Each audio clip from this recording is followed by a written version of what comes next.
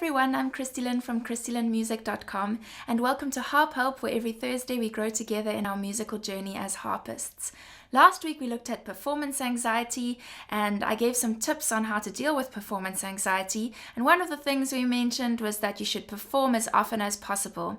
Now, performing often helps in gaining experience dealing with your nerves, also gaining experience in all the other things you need to know when you're performing. And of course, it's wonderful to share your music with other people, and it can be a wonderful experience. So today I'm going to give some ideas of where you can perform if you're looking to perform more frequently. Now, this is aimed mostly at people who aren't too concerned about earning money from their performances, but if you are wanting to earn money from performances, there may still be some ideas here that would be helpful for you.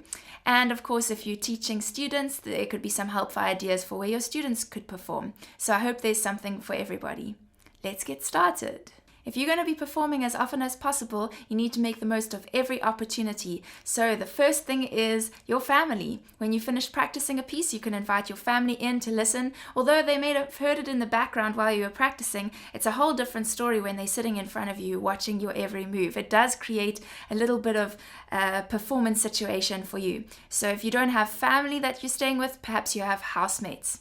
Number 2, extended family. If you have cousins or second cousins or aunts and uncles or whatever living nearby, invite them over for a meal and perform a few pieces for them. Number 3, neighbors. Invite your neighbors over, give them a call or knock on their door. This is a great way to get to know people around you, and they probably have to deal with listening to you practice anyway, so you may as well let them enjoy the music once you've got it performance ready. Number 4 is visitors. When someone pops by your house to visit, or even if they make a delivery at your house, why not invite them in and play a little harp piece for them? I'm sure it will brighten up their day and it will give you another opportunity to perform. Number 5 is play background music at a party. If you're having a party at your house, perhaps a dinner party or just a few friends over for a movie, ask them if you can play a piece for them. Or if there's a party at somebody else's house, if it's a small group of people having dinner together, or even a birthday party, ask if you can take your harp along and play a few pieces. Number 6 is house concerts. Pick a day, invite a few people over to your house, have some chairs laid out like a concert, and put together a set list that you can perform for them for the evening. Maybe you can have a little bit of tea and coffee ready or some cake, and it can be a wonderful occasion for you to share your music, and I'm sure they will love it too. Number 7 is video yourself. Videoing yourself performing your piece actually does create a little bit of performance anxiety, as if you were performing for people in real life, and this is a great way to practice playing your piece fluently from beginning to end with a little bit of pressure. Number 8 is performing at your local church. If you're a part of a church, then that's wonderful. You can talk to them and ask if there's a time when you can perform.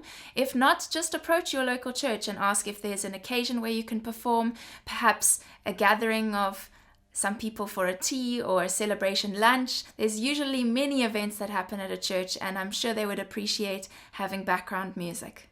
Number 9 is a local senior center or retirement center. They're usually very happy to have people performing for them, and they're one of the most forgiving audiences. You don't have to worry if you make a few mistakes. They're going to love you and appreciate your time. Number 10 is performing at a tea garden. If there's a little coffee shop or a tea garden nearby that has a beautiful outside area or a lovely little shop where it's not going to be too busy and too much noise, perhaps they would enjoy having some background music with the harp. You could approach them and offer your services. Number 11 is performing at a market. Here in Cape Town in South Africa, we have so many markets, some of them outdoors, some of them indoors, and this can be a great place to play some background music and expose more people to harp music. Number 12 is art galleries. When people are appreciating art, it can be a wonderful time for them to hear some beautiful background music. So if you have a friend who's an artist who's going to be giving a display of their artwork, you can contact them, or perhaps you could contact a local art gallery and offer your services there. Number 13 is playing at a shopping center. You could either do some busking, or you could arrange with the center to play for a certain occasion. Especially around Christmas time, it's wonderful to have some harp music playing in the background.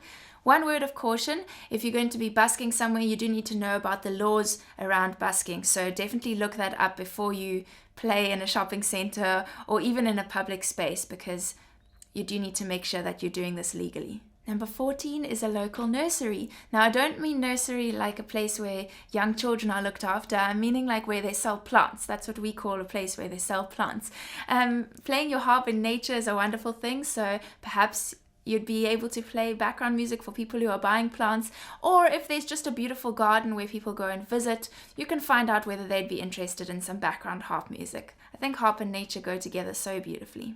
Number 15 is to be featured at someone else's concert. If you have a friend who's a musician or you know somebody who performs often, you can ask them if you can play 1 or 2 songs at the beginning of their next concert. This is a wonderful way to also be exposed to new audiences, and the great thing is you don't need to organize the concert, you just piggyback on what someone else is doing, and it also brings some variety to their concert, which is great for them as well.